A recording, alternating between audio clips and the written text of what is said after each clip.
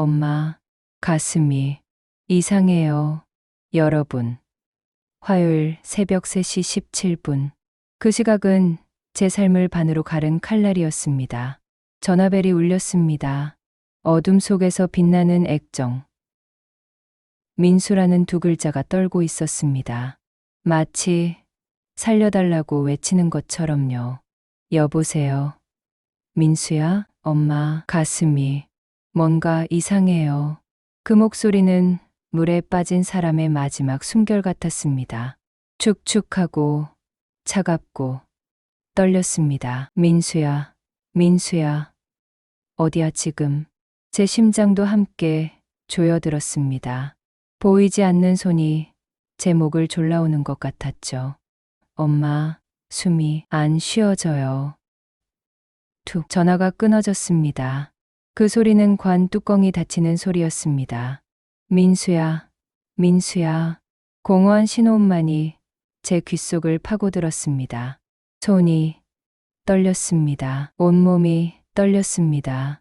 마치 영화의 겨울바람 속에 홀로 서 있는 것 같았습니다. 며느리한테 전화를 걸었습니다. 한 번, 두 번, 세 번. 세 번의 신호음은 영겁처럼 길었습니다. 네, 어머니. 어머님이 아니었습니다. 님. 자 하나가 빠진 그 호칭에서 저는 이미 느꼈어야 했습니다.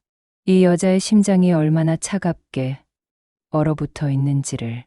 은지야, 민수가 지금 가슴 아프다고 했어. 너희 집이야? 119 불렀어? 저희 지금 응급실이에요. 응급실. 그 두 글자가 제 머릿속에서 폭발했습니다. 어느 병원이야? 하늘병원이요. 서두르세요. 딱 잘라 말하고 전화를 끊더군요. 위로도 설명도 온기 하나 없이 마치 택배 배송지를 알려주듯 차갑게. 택시 안에서 저는 기도했습니다. 신을 믿지 않는 제가 처음으로 신에게 매달렸습니다. 제발, 제발 아무 일 없게 해주세요. 제 목숨을 가져가도 좋으니 내 아들만은 살려주세요. 하지만 신은 듣지 않았습니다. 아니, 듣고도 외면했습니다. 병원에 도착했을 때 새벽 4시였습니다. 형광등, 불빛은 너무 밝았습니다. 마치 제 슬픔을 낱낱이 해부하려는 수술등처럼요. 이민수 환자 어디 있어요? 간호사한테 소리쳤습니다. 보호자분이세요? 엄마예요, 엄마. 그 젊은 간호사의 얼굴이 일그러졌습니다. 그 표정에서 저는 이미 알았습니다. 무언가 끔찍한 일이 일어났다는 것을요. 이쪽으로 오세요. 복도를 걸었습니다. 아니, 끌려갔습니다. 보이지 않는 운명의 손에. 중환자실. 푸른 불빛 아래 그 글자가 저를 기다리고 있었습니다. 그리고 그 앞에 며느리 은지가 서 있었습니다. 하얀 가디건을 걸친 그 여자는 마치 한 폭의 그림 같았습니다. 너무나 고요하고 너무나 평온했습니다. 눈물 한 방울 없이. 여러분, 제가 그때 뭘 봤는지 아세요? 그 여자의 입꼬리가 살짝, 아주 살짝 올라가 있었습니다. 미소였습니다. 참으려고 애쓰지만 새어나오는 그런 미소였습니다. 마치 오랜 감옥에서 풀려난 사람처럼, 마치 무거운 짐을 내려놓은 사람처럼. 은지야. 제가 다가가자 그 여자는 황급히 표정을 바꿨습니다. 슬픔의 가면을 썼습니다. 어머니, 오셨어요. 목소리는 평평했습니다. 일기예보를 읽는 아나운서처럼. 민수 어디 있어? 안에 있어요. 뭐래? 어떻다고 그래? 며느리가 잠깐 멈췄습니다. 그리고 마치 오늘 날씨를 말하듯 대답했습니다. 죽었어요. 세상이 멈췄습니다. 아니, 제 심장이 멈췄습니다. 오전 3시 54분에 죽었대요. 급성 심근경색이래요. 그 여자의 목소리에는 떨림 하나 없었습니다. 감정에 파편 하나 없었습니다. 마치 남의 일을 전하는 것처럼. 거짓말이지. 거짓말이지. 제 목소리는 이미 울음이 되어 있었습니다. 중환자실 문이 열렸습니다. 의사가 나왔습니다. 환자 보호자분이십니까? 네. 네. 최선을 다했지만 유감입니다. 유감. 그 한 단어로 제 아들의 45년 삶이 정리되는 순간이었습니다. 바닥이 무너졌습니다. 아니, 제 다리가 풀렸습니다. 중력이 10배는 무거워진 것 같았습니다. 안 돼, 안 돼. 우리 민수가, 며느리가 제 팔을 잡았습니다. 그 손은 얼음장이었습니다. 겨울 강물에 손을 담근 것처럼 차가웠습니다. 온기라곤 눈곱만큼도 없었습니다. 어머니, 정신 차리세요. 정신을 차리라고요? 내 뱃속에서 나온 아이가, 내 젖을 먹고 자란 아이가, 얘가 세상 무엇보다 사랑한 아이가 죽었는데요. 중환자실에 들어갔습니다. 하얀 천이 덮여 있었습니다. 그 아래 내 아들이 누워 있었습니다. 천을 걷어냈습니다. 민수였습니다. 제 아들이었습니다. 45년 전 제가 이 세상에 낳았던 그 아기, 첫 돌 때 하얗게 웃던 그 아기, 제 전부였던 그 아이, 이제는 차가운 시신이 되어 있었습니다. 민수야, 민수야. 손을 잡았습니다. 아직 따뜻했습니다. 아니, 따뜻하다고 믿고 싶었습니다. 엄마 왔어. 엄마, 여기 있어. 일어나. 응? 제발 일어나 봐. 눈물이 쏟아졌습니다. 강물처럼, 폭포처럼 쏟아졌습니다. 71년 인생에서 흘린 모든 눈물을 합쳐도 그날 흘린 눈물보다는 적을 것입니다. 얼마나 울었는지 모릅니다. 시간이 멈춘 것 같았습니다. 세상이 끝난 것 같았습니다. 밖으로 나왔을 때 며느리는 복도 의자에 앉아 있었습니다. 휴대폰을 들여다보고 있었습니다. 남편이 죽었는데 말입니다.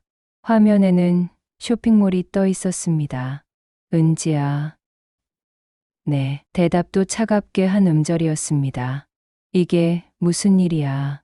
우리 민수가, 며느리가 한숨을 쉬었습니다. 짜증 섞인 한숨이었습니다. 마치 또 시작이네 하는 듯한. 어머니, 이제 정신 차리셔야죠. 민수 오빠는 죽었어요. 그리고 며느리는 이렇게 말했습니다. 여러분, 이 말을 꼭 기억하세요. 그리고 저는 결정을 내려야 해요. 결정. 남편의 시체가 아직 식지도 않았는데 결정이라니요. 무슨 결정? 장례 준비요. 할 일이 많잖아요. 며느리가 일어서면서 냉정하게 말했습니다. 저는 장의사 불러야 하니까 어머니는 집 가서 좀 쉬세요. 집에 가서 쉬라고요? 아들이 죽었는데요. 은지야, 우리 같이는 무슨요? 며느리가 저를 쳐다봤습니다. 그 눈은 겨울 호수처럼 차가웠습니다. 얼음 밑에서 물고기가 숨 쉴 수 없듯이 저는 그 눈빛 속에서 숨을 쉴 수 없었습니다. 어머니도 알잖아요. 어머니는 그냥 어머니고 저는 아내예요. 결정권은 저한테 있어요. 한마디 한마디가 송곳이었습니다. 제 심장을 찌르는 집에 가 계세요. 제가 다 알아서 할게요. 며느리는 그렇게 말하고 휴대폰 들고 어디론가 전화하러 갔습니다. 저는 형광등, 불빛 아래 혼자 남았습니다. 마치 무대 위에 홀로 남겨진 배우처럼. 대사도 잊어버리고 관객도 모두 떠나버린 무대 위에. 이게 뭐야. 새벽 6시, 병원 밖. 차가운 공기가 뺨을 때렸습니다. 5월의 새벽은 차가웠습니다. 아니, 세상 모든 것이 차가웠습니다. 주머니에서 낡은 지갑을 꺼냈습니다. 안에 든 민수 돌사진을 봤습니다. 은재 액자에 담긴 하얗게 웃는 아기, 세월의 달아 빛이 바랜 은빛 테두리. 하지만 그 안에 민수는 여전히 화냈습니다. 민수야, 엄마가 미안해. 눈물이 사진 위로 떨어졌습니다. 뒤에서 목소리가 들렸습니다. 어머니, 며느리였습니다. 담배 냄새가 났습니다. 방금 담배를 피우고 온 것입니다. 남편이 죽은 지 3시간도 안 됐는데요. 집에 가서 옷 챙기세요. 장례식 때 입을 거요. 명령이었습니다. 부탁이 아니었습니다. 그래, 그리고요. 며느리가 한 걸음 다가왔습니다. 제 눈을 똑바로 쳐다보면서 말했습니다. 어머니도 이번 기회에 생각 좀 해보세요. 무슨, 앞으로 어떻게 하실지요. 그 말은 제 목에 들이댄 칼날이었습니다. 민수 오빠 없는데 우리가 계속 같이 살 수는 없잖아요. 며느리가 빙긋 웃었습니다. 그 웃음은 아름답지만 잔인한 악마의 미소였습니다. 그리고 돌아서서 병원 안으로 들어갔습니다. 저는 새벽 공기 속에 얼어붙었습니다. 손에 쥔 민수 돌사진만이 유일한 온기였습니다. 지금 무슨 일이 벌어지고 있는 거야? 차가운 새벽바람이 불었습니다. 그 바람은 앞으로 닥쳐올 차가운 현실의 겨울의 전령이었습니다. 저는 그 자리에서 한참을 서 있었습니다. 아들의 웃는 얼굴을 보면서 세상에서 가장 외로운 어머니로 서 있었습니다. 여러분, 장례를 준비하는 사흘은 살아있는 지옥이었습니다. 아들을 잃은 엄마가 그 아들의 장례를 준비한다는 것. 이것은 신이 인간에게 내릴 수 있는 가장 잔인한 형벌입니다. 며느리는 장례식장을 예약하고 음식을 주문하고 그런 실무적인 일들만 했습니다. 마치 회사 행사를 준비하듯이요. 그러면서 저한테는 이렇게 말했습니다. 어머니, 조문객 명단 작성하세요. 어머니, 부의금 장부 정리하세요. 어머니, 설거지 좀 하세요. 모두 명령형이었습니다. 반말에 가까운 존댓말이었습니다. 저는 마치 고용된 가정부가 된 기분이었습니다. 아니, 가정부보다 못했습니다. 가정부에게는 적어도 임금이라도 주니까요. 장례식 전날 밤, 저는 민수의 어린 시절 방에 갔습니다. 아들의 흔적을 찾고 싶었습니다. 아들이 살아있었다는 증거를 찾고 싶었습니다. 서랍을 열었습니다. 텅 비어 있었습니다. 사진이 하나도 없었습니다. 저와 민수가 함께 찍은 사진들이 모두 사라졌습니다. 이게 무슨, 다른 서랍도 뒤졌습니다. 옷장도, 책장도 구석구석 뒤졌습니다. 최근 10년간의 사진이 전부 증발해버렸습니다. 마치 저라는 사람이 이 집에 존재한 적이 없었던 것처럼. 뭐 하세요? 등 뒤에서 목소리가 들렸습니다.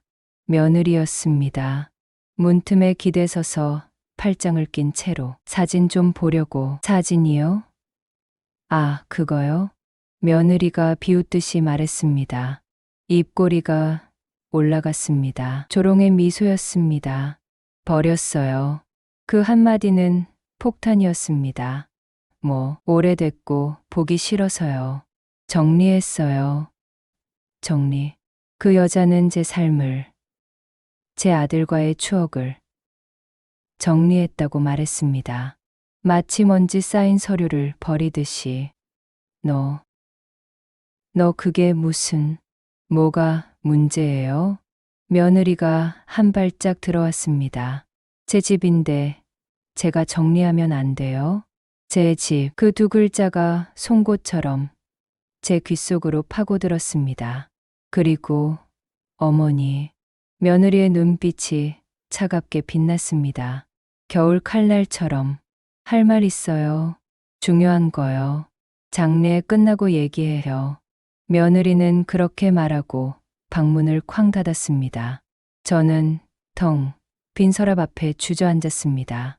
내 아들과의 추억이 쓰레기통에 버려진 그 자리에 눈물이 흘렀습니다. 하지만 소리내어 울 수 없었습니다.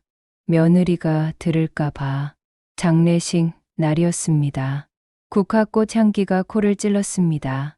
달콤하면서도 역겨운 죽음의 향기였습니다. 조문객들이 왔습니다.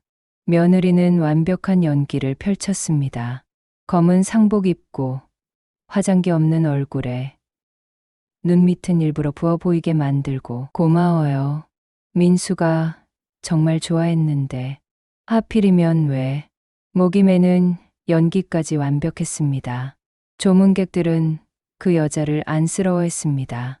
젊은 나이에 홀로 되시다니 얼마나 힘드시겠어요. 앞으로 어쩌려고 이렇게 예쁜데. 며느리는 고개를 숙이며 눈물을 닦았습니다. 하지만 저는 봤습니다. 조문객이 돌아서는 순간 그 여자의 입꼬리가 살짝 올라가는 것을, 마치 연기 성공하는 듯한 미소를. 조문객이 없을 때는요, 휴대폰으로 쇼핑몰을 보고 있었습니다. 언니, 이 가방 예쁘지 않아? 동생이 보여주면서 낄낄 웃고 있었습니다. 남편의 영정사진 바로 옆에서요. 저는 그 모습을 보면서 구역질이 났습니다. 진짜로 토할 것 같았습니다. 저게 내 아들이 사랑했던 여자야? 오후쯤이었습니다. 조문객들이 잠깐 뜸해진 틈에 저는 화장실에 가려고 복도로 나왔습니다. 그때 모퉁이에서 목소리가 들렸습니다. 며느리와 동생이었습니다. 저는 본능적으로 걸음을 멈췄습니다. 숨을 죽였습니다. 언니, 그래도 괜찮아? 동생이 물었습니다. 뭐가? 그러니까 형부 갑자기 이렇게 돼서. 침묵이 흘렀습니다. 그리고 며느리가 웃었습니다. 진짜로 웃었습니다. 솔직히 시원해. 그 말은 제 머릿속에서 터진 폭탄이었습니다. 언니, 진짜야. 매일 엄마 하면서 꼬붙어 있는 거. 진짜 짜증났거든. 며느리의 목소리는 경쾌했습니다. 마치 오래된 신발을 버린 것처럼 가벼웠습니다. 그리고 말이야. 며느리의 목소리가 낮아졌습니다. 하지만 저는 들을 수 있었습니다. 생명보험 확인했는데 2억 나온대. 헐, 대박. 응, 2년치 집 대출 한 방에 갚을 수 있어. 완전 땡 잡았지? 땡 잡았다. 남편이 죽어서 땡 잡았다고요.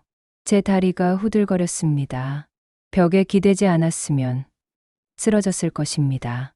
근데 시어머니는 어떻게? 동생이 물었습니다.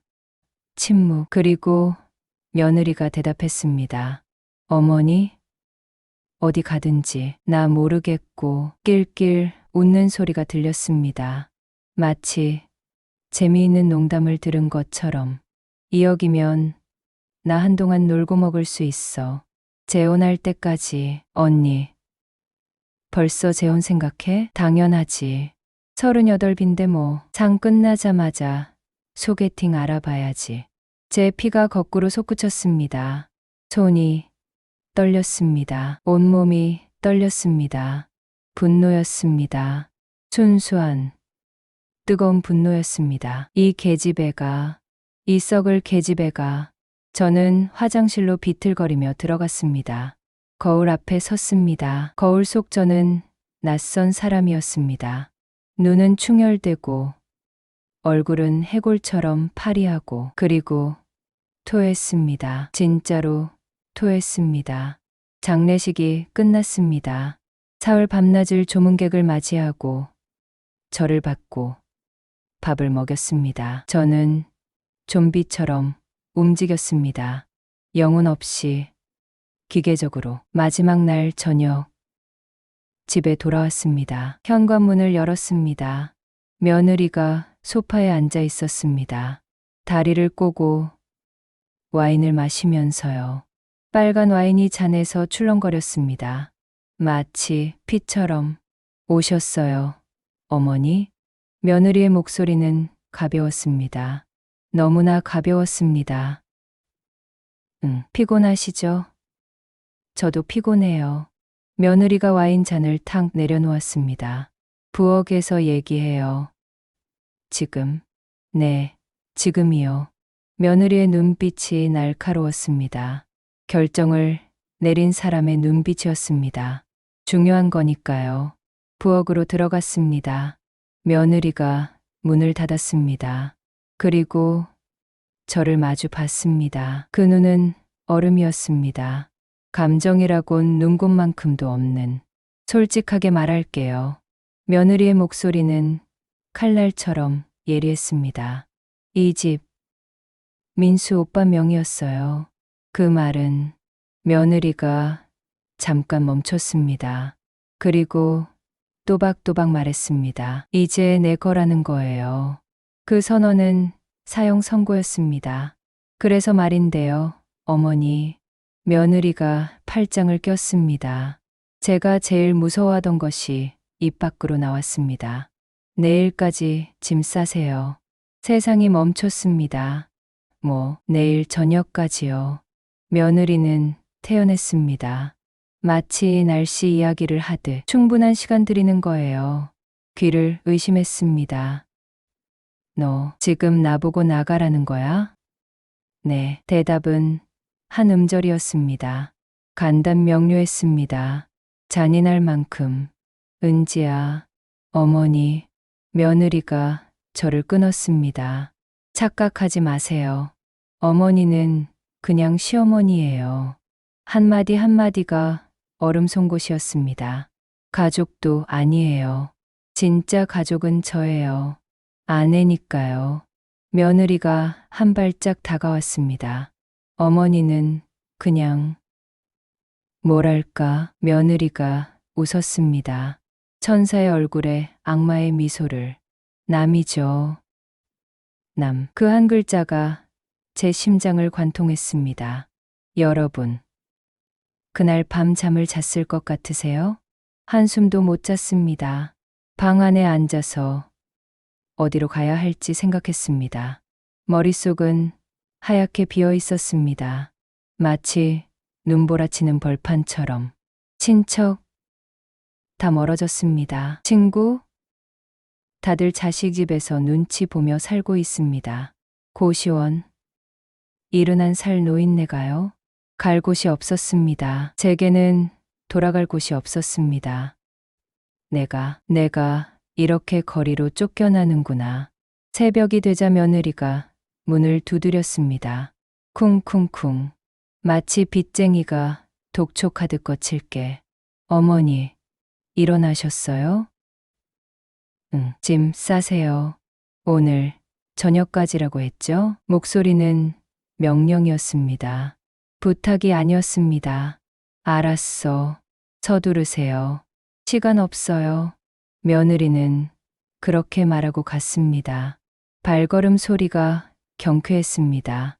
마치 춤을 추듯. 저는 침대에서 일어났습니다. 거울을 봤습니다. 거울 속에 저는 유령이었습니다. 이 세상에 존재하지만 아무도 보지 않는. 짐을 싸기 시작했습니다. 옷까지, 화장품, 책 몇 권, 사진 몇 장.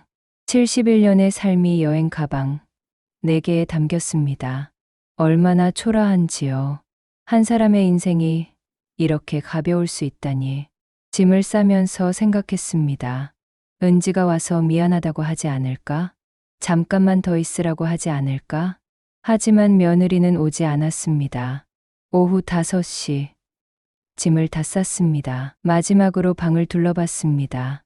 2년 동안 제 안식처였던 곳. 하지만 이미 달라져 있었습니다. 제가 들였던 작은 화분, 벽에 붙인 달력, 서랍장 위의 손거울, 전부 사라졌습니다. 며느리가 이미 손님방으로 만들어 놨더군요. 마치 저는 처음부터 여기 존재하지 않았던 것처럼. 계단을 내려갔습니다. 며느리가 아래 거실에서 팔짱을 낀 채 서 있었습니다. 손목 시계를 보면서요. 아, 5시 반이네요. 며느리의 목소리는 차가웠습니다. 서둘러야겠네요. 응, 제가 도와드릴게요. 도움. 그 여자의 입에서 그 단어가 나온다는 게 아이러니였습니다. 며느리는 제 가방 하나를 들더니 현관으로 갔습니다. 빨리요. 어머니. 시간 없어요. 3번을 왔다 갔다 했습니다. 짐을 차에 실었습니다. 며느리는 그 옆에서 시계만 보고 있었습니다. 마치 배달 기사의 작업을 감독하듯. 어머니, 혹시 더 있어요? 없어. 확실해요? 나중에 다시 오시면 안 돼요. 그 말에는 경고가 담겨 있었습니다. 다시는 이 집 문턱을 밟지 마라. 알았어. 마지막 박스를 차에 실었습니다. 그리고 며느리를 봤습니다. 마지막으로 인간성을 찾아보려고 했습니다. 은지야, 뭐예요? 목소리는 퉁명스러웠습니다. 내가 뭘 잘못했는지 말해줘. 고칠게. 며느리가 한숨을 쉬었습니다. 지친 한숨이 아니었습니다. 짜증 섞인 한숨이었습니다. 어머니, 잘못한 거 없어요. 그럼 왜? 그냥요. 며느리가 저를 똑바로 쳐다봤습니다.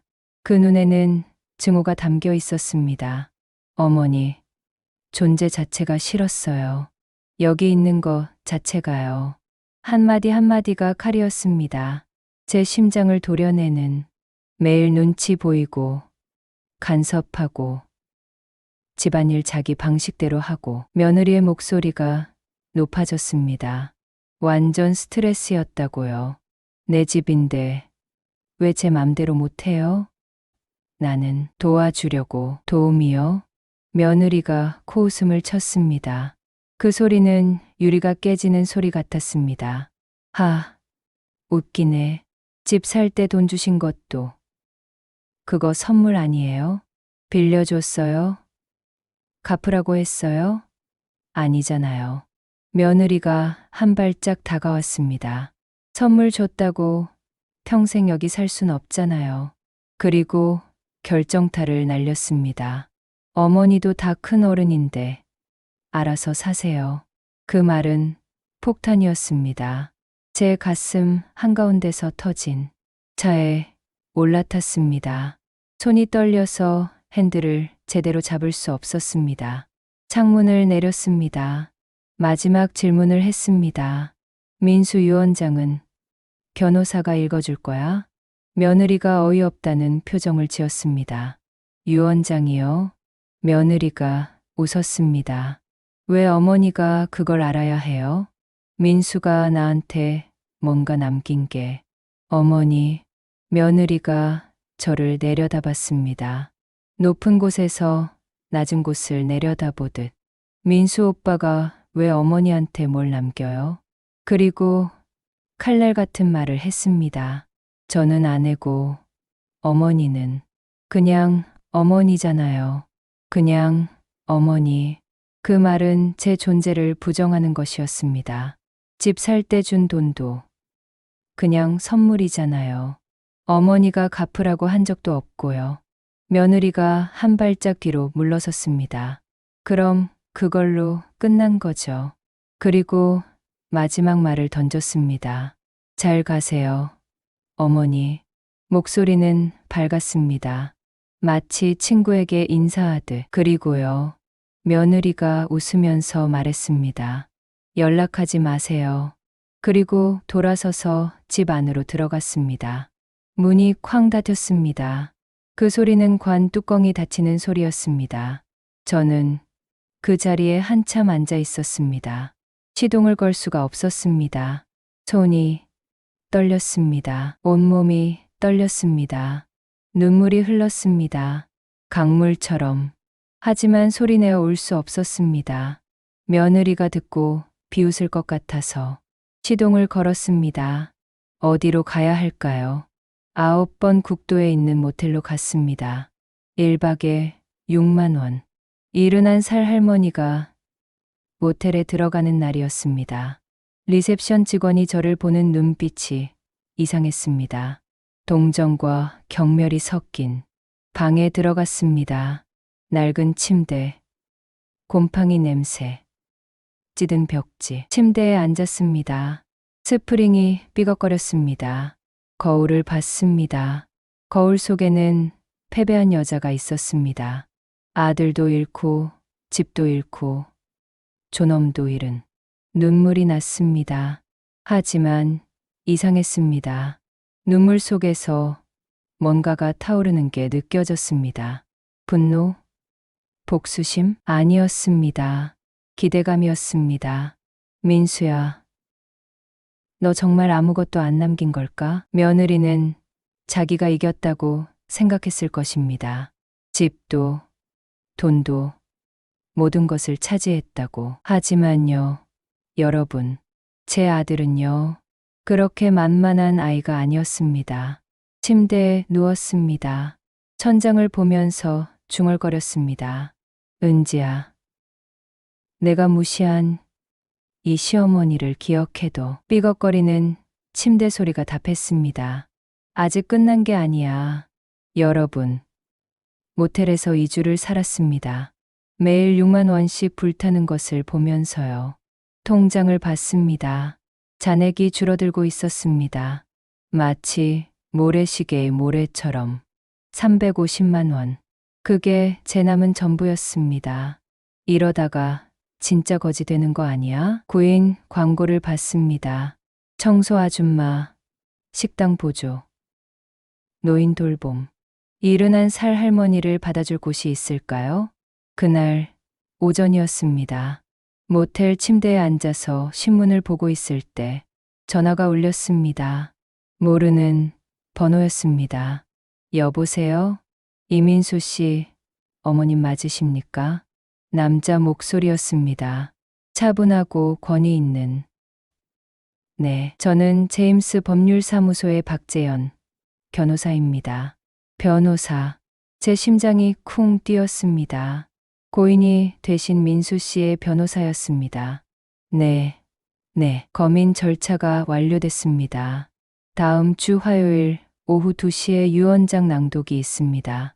유언장. 그 단어는 희망이었습니다. 어둠 속의 한 줄기 빛이었습니다. 그런데 저도 가야 하나요? 며느리가 그러는데 저는 관계없다고. 물론입니다. 박 변호사의 목소리가 단호했습니다. 고인께서 어머님을 주요 수혜자로 명시하셨습니다. 세상이 멈췄습니다. 주요 수혜자요? 네, 자세한 내용은 당일에 말씀드리겠습니다만. 박 변호사가 잠깐 멈췄습니다. 어머님께서는 반드시 참석하셔야 합니다. 손이 떨렸습니다. 민수가 나를. 화요일 오후 2시 강남구 테헤랄로 제임스 법률사무소로 오시면 됩니다. 네, 꼭 가겠습니다. 전화를 끊었습니다. 그리고 저는 모텔 침대에서 울었습니다. 하지만 슬픈 눈물이 아니었습니다. 기쁨의 눈물이었습니다. 민수야, 내가 엄마를 기억했구나. 창밖으로 햇빛이 들어왔습니다. 2주 만에 처음으로 보는 햇빛 같았습니다. 화요일이 왔습니다. 오후 1시 반. 강남역에 도착했습니다. 높은 빌딩들이 저를 내려다봤습니다. 제임스 법률사무소는 20층 빌딩에 있었습니다. 엘리베이터를 탔습니다. 거울에 비친 제 모습을 봤습니다. 2주 전보다 야위었습니다. 하지만 눈빛은 살아있었습니다. 20층에 도착했습니다. 유리문을 밀고 들어갔습니다. 제임스 법률사무소. 금박 글씨가 빛났습니다. 안녕하세요. 이민수 씨, 유언장 낭독 때문에 왔는데요. 리셉션 여직원이 미소를 지었습니다. 성함이 어떻게 되세요? 최은혜입니다. 아, 최은혜 어머님. 여직원의 태도가 갑자기 공손해졌습니다. 잠시만 기다려주세요. 바로 모시겠습니다. 그때였습니다. 엘리베이터 문이 열렸습니다. 며느리가 나타났습니다. 명품 원피스를 입고 하이힐을 신고 머리는 웨이브를 넣어 풀어헤치고 화장도 진하게 했습니다. 마치 승리의 파티에 가는 것처럼. 옆에는 남자가 하나 있었습니다. 정장을 입은 30대. 며느리 오빠더군요. 며느리가 저를 보는 순간 얼굴이 확 굳었습니다. 마치 귀신을 본 것처럼. 왜 여기 계세요? 목소리는 차가웠습니다. 하지만 당황이 섞여 있었습니다. 변호사가 오라고 해서. 뭐라고요? 며느리가 리셉션으로 성큼성큼 걸어왔습니다. 하이힐 소리가 바닥을 쳤습니다. 딱딱딱. 저분이 왜 여기 계신 거죠? 유원장은 배우자가 주 수혜자 아닌가요? 여직원이 차분하게 대답했습니다. 어머님께서 주요 수혜자로 명시되셨습니다. 뭐라고요? 며느리 목소리가 높아졌습니다. 그게 무슨 소리예요? 박 변호사님께서 직접 설명해 드릴 겁니다. 며느리가 저를 노려봤습니다. 그 눈빛은 살기등등했습니다. 어떻게 감히 여기 왔어? 그런 눈빛이었습니다. 저는 태연하게 의자에 앉았습니다. 며느리가 옆에 서서 저를 내려다봤습니다. 어머니, 이게 무슨 일이에요? 목소리는 떨리고 있었습니다. 모르겠어. 변호사가 오래서 왔어. 며느리가 입술을 깨물었습니다. 잠시 후 박 변호사가 나왔습니다. 50대 후반. 머리 희끗희끗한 신사였습니다. 어머님, 오셨군요. 박 변호사가 저를 보며 정중하게 인사했습니다. 그리고 며느리는 간단히 고개만 끄덕였습니다. 안으로 들어오시죠. 회의실로 안내받았습니다. 긴 테이블, 큰 창문, 강남 빌딩들이 보였습니다. 앉으시죠. 저는 테이블 상석에 앉았습니다. 며느리는 옆쪽에 앉았습니다. 며느리 오빠는 그 옆에. 며느리가 불안한 표정으로 저를 쳐다봤습니다. 박 변호사가 서류 뭉치를 꺼냈습니다. 두꺼운 서류였습니다. 그럼 시작하겠습니다. 며느리가 앉은 자세를 고쳐 잡았습니다. 긴장하는 표정이었습니다. 고인 이민수 씨의 유언장을 낭독하겠습니다. 박 변호사가 안경을 고쳐 쓰고 읽기 시작했습니다. 본인 이민수는 이 유언장을 작성함에 있어 정신이 온전하며 법률 용어들이 이어졌습니다. 그러다가 본론이 시작됐습니다. 며느리가 몸을 앞으로 숙였습니다. 첫째, 박 변호사가 잠깐 멈췄습니다. 그리고 또박또박 읽었습니다. 배우자 김은지에게 차량 제네시스 G80을 상속한다. 침묵이 흘렀습니다. 그게 다예요? 며느리가 떨리는 목소리로 물었습니다. 아직 더 있습니다. 집은요? 아파트는요? 잠시만 기다려 주십시오. 박 변호사가 다음을 읽었습니다. 둘째, 본인의 어머니 최은혜 여사에게 서울시 강남구 소재 아파트 전체를 상속한다. 쾅, 며느리가 테이블을 쳤습니다. 뭐라고요? 조용히 해주십시오. 박 변호사가 차분하게 제지했습니다. 셋째, 본인의 어머니 최은혜 여사에게 퇴직연금 계좌 전액을 상속한다. 며느리 얼굴이 새하얗게 변했습니다. 넷째, 본인의 어머니 최은혜 여사에게 생명보험금 2억 원을 상속한다. 안 돼. 며느리가 소리쳤습니다. 이건 말도 안 돼요. 저는 아내예요. 아내, 부인. 박 변호사가 단호하게 말했습니다. 고인께서 작년 11월에 보험금 수혜자를 어머님으로 변경하셨습니다. 합법적으로요. 작년 11월이요?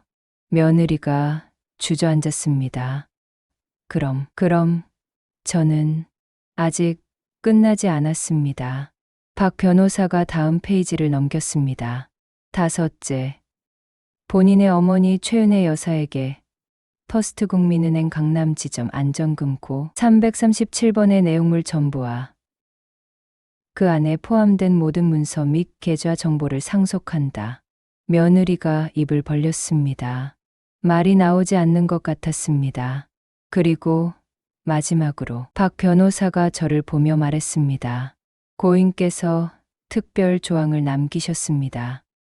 무슨 특별 조항이요? 며느리가 떨리는 목소리로 물었습니다. 박 변호사가 읽었습니다. 만약 배우자 김은지가 본인 사망 후 2주 이내에 본인의 어머니를 거주지에서 퇴거시킬 경우 차량 상속도 무효로 하며 모든 재산은 어머니 최은혜에게 귀속된다. 침묵이 흘렀습니다. 긴 침묵이었습니다. 며느리가 저를 봤습니다. 눈이 휘둥그레졌습니다. 어머니, 설마. 저는 천천히 고개를 끄덕였습니다. 너 날 쫓아냈지. 장례 끝나고 바로. 며느리가 의자에서 미끄러져 내렸습니다. 안 돼, 안 돼. 박 변호사가 말했습니다. 따라서 차량 상속도 무효입니다. 부인께는 아무것도 상속되지 않습니다. 안 돼요. 며느리가 비명을 질렀습니다. 제가 언제 쫓아냈어요. 증거가 있습니다. 박 변호사가 서류를 꺼냈습니다.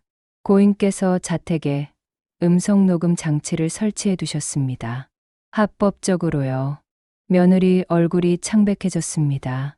부엌에서의 대화가 모두 녹음되어 있습니다. 내일까지 짐 싸세요라고 하신 음성이요. 며느리가 바닥에 주저앉았습니다. 그리고 부인, 박 변호사가 또 다른 서류를 꺼냈습니다. 고인께서 위자료 청구건도 준비해 두셨습니다. 위자료요? 혼인 관계의 파탄의 책임이 부인께 있다는 증거들입니다. 혼외정사, 가정유기, 시어머니 학대, 며느리가 머리를 쥐어뜯었습니다. 5년치 증거가 있습니다. 사진, 녹음, 이메일, 문자. 박 변호사가 저를 보며 말했습니다. 어머님께서 원하시면 위자료 3억 원 청구가 가능합니다. 제 차례였습니다. 저는 천천히 일어났습니다. 며느리를 내려다봤습니다. 바닥에 주저앉은 그 여자를요. 은지야, 너 나한테 뭐라고 했지? 며느리가 고개를 들었습니다. 눈물이 흐르고 있었습니다. 어머니도 다 큰 어른이니까 알아서 사세요라고 했지? 어머니, 제발. 저는 가방을 들고 일어섰습니다. 이제 내가 알아서 살아봐. 박 변호사님, 위자료 청구 진행해 주세요. 알겠습니다, 어머님. 며느리가 제 다리를 붙잡았습니다. 어머니, 제발요. 제가 잘못했어요. 저는 그 손을 뿌리쳤습니다. 이제 와서 잘못했다고?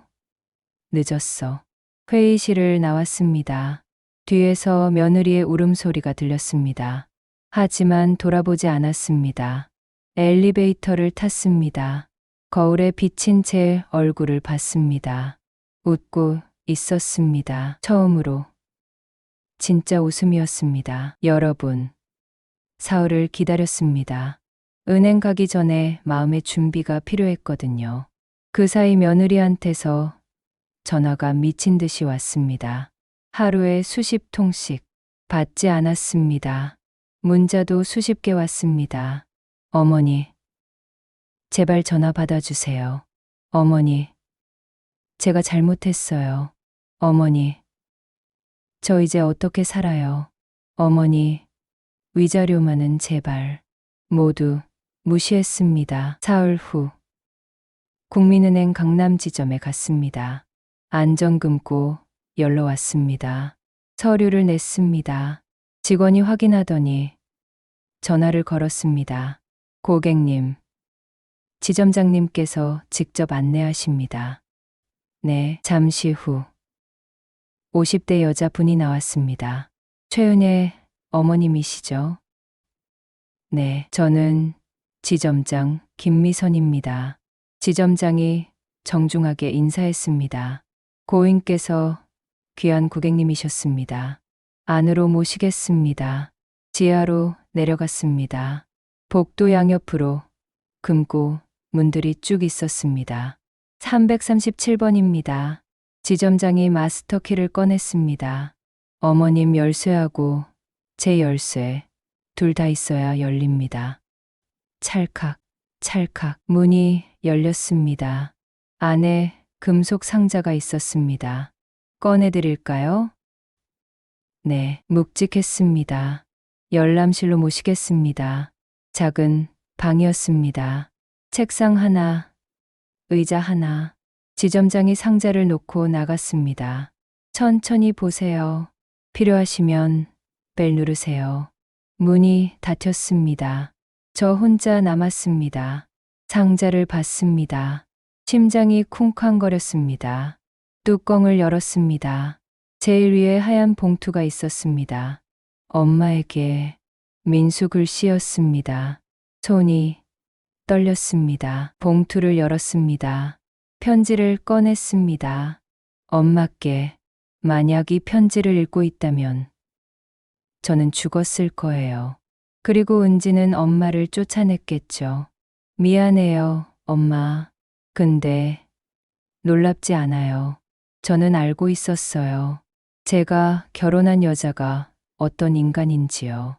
3년 전부터 알고 있었어요. 그래서 모든 걸 준비했어요. 엄마가 우리 집 계약금으로 4천만 원 주셨죠. 엄마는 갚으라고 안 하셨지만 저는 빚이라고 생각했어요. 아니, 빚보다 더 소중한 거라고 생각했어요. 그래서 5년 동안 투자했어요. 주식, 펀드, 부동산, 채권, 여러 가지로요. 제가 재테크 공부 많이 했거든요. 회사 보너스 받을 때마다 더 넣었어요. 은지, 몰래요. 엄마, 몰래요. 이 돈은 단순한 상환금이 아니에요. 신중한 투자가 만들어낸 결실이에요. 편지를 내려놨습니다. 상자 안을 봤습니다. 서류들이 가득했습니다. 통장을 펼쳤습니다. 최은혜, 제 이름이었습니다. 잔액란을 봤습니다.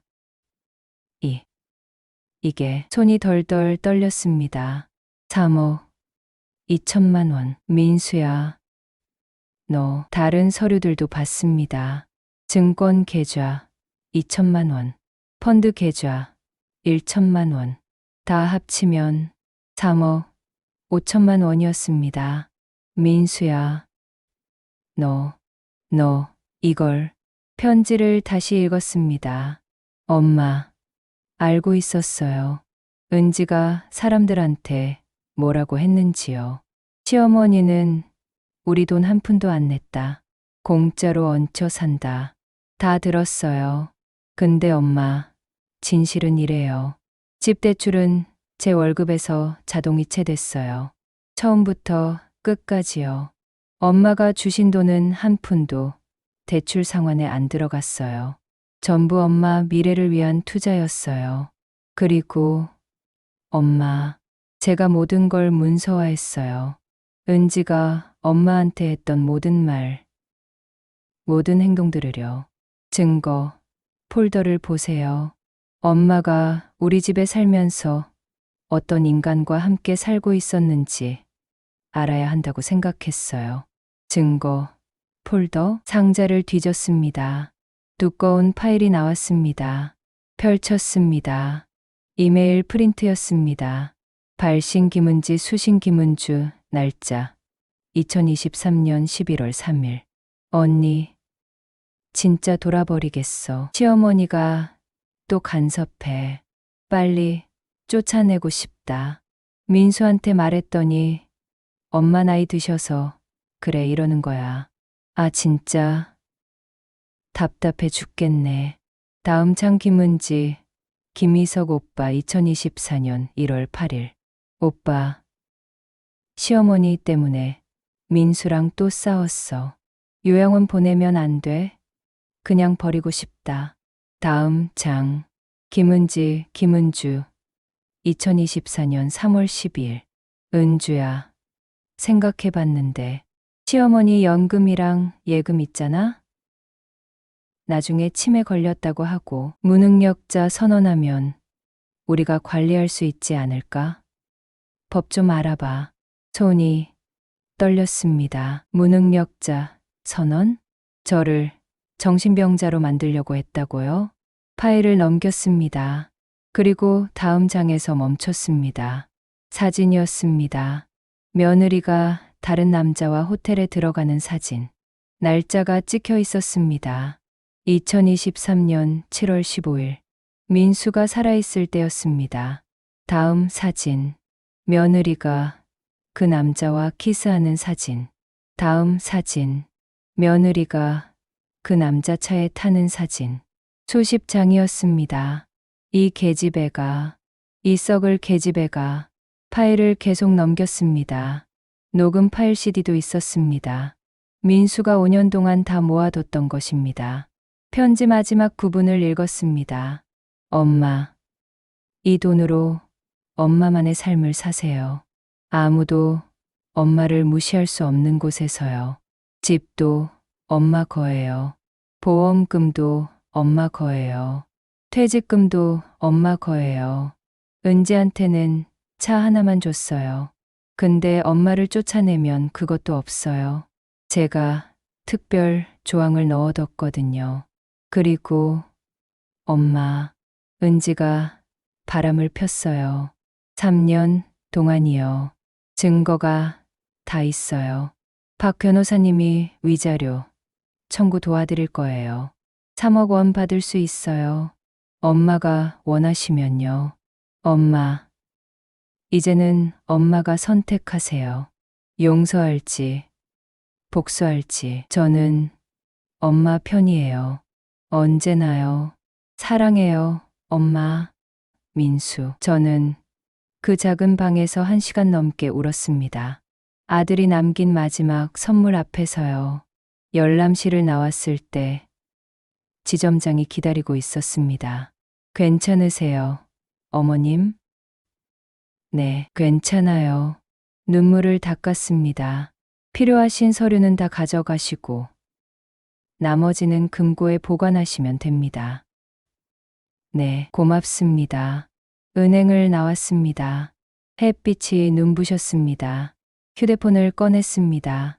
며느리한테서 또 전화가 와 있었습니다. 부재 중. 전화 15통. 문자도 와 있었습니다. 어머니, 제발 한 번만 통화해요. 어머니, 저 정말 잘못했어요. 어머니, 위자료만은. 제발. 저는 며느리 번호로 전화를 걸었습니다. 한 번만에 받았습니다. 어머니, 급한 목소리였습니다. 나야, 어머니. 제발, 제발, 용서해 주세요. 은지야, 네, 내일 집에 가겠어. 정오에, 네, 정말요. 희망이 섞인 목소리였습니다. 그래, 할 얘기가 있어. 네, 오세요. 제가 음식 준비할게요. 필요 없어. 전화를 끊었습니다. 창문에 비친 제 얼굴을 봤습니다. 웃고 있었습니다. 진짜 웃음이었습니다. 은지야, 내일 보자. 내가 무시했던 시어머니가 어떤지 보여줄게. 여러분. 다음 날 정오, 저는 며느리 집 앞에 섰습니다. 아니, 이제는 제 집 앞이죠. 초인종을 눌렀습니다. 문이 황급히 열렸습니다. 며느리가 서 있었습니다. 화장기 없는 얼굴, 부은 눈, 헝클어진 머리. 2주 전 저를 쫓아낼 때와는 완전히 다른 모습이었습니다. 어머니. 목소리가 떨렸습니다. 들어가도 되겠니? 네. 어서 오세요. 며느리가 황급히 비켰습니다. 거실로 들어갔습니다. 식탁에는 음식이 차려져 있었습니다. 갈비찜, 나물, 잡채, 어머니. 제가 아침부터 준비했어요. 며느리가 조심스럽게 말했습니다. 그래, 저는 소파에 앉았습니다. 며느리는 서서 저를 보고 있었습니다. 마치 선생님 앞에 선 학생처럼. 은지야, 앉아. 네, 며느리가 조심스럽게 맞은편에 앉았습니다. 침묵이 흘렀습니다. 며느리가 먼저 입을 열었습니다. 어머니, 저 정말 잘못했어요. 눈물이 흘렀습니다. 제가 미쳤었어요. 어떻게 어머니를. 은지야, 제가 말을 끊었습니다. 울지 마. 안 통해. 며느리가 눈물을 닦았습니다. 안전 금고 열었어. 며느리 몸이 굳었습니다. 거기 뭐가 있었는지 궁금하지? 저는 3억 5천만 원 있었어. 며느리 얼굴이 창백해졌습니다.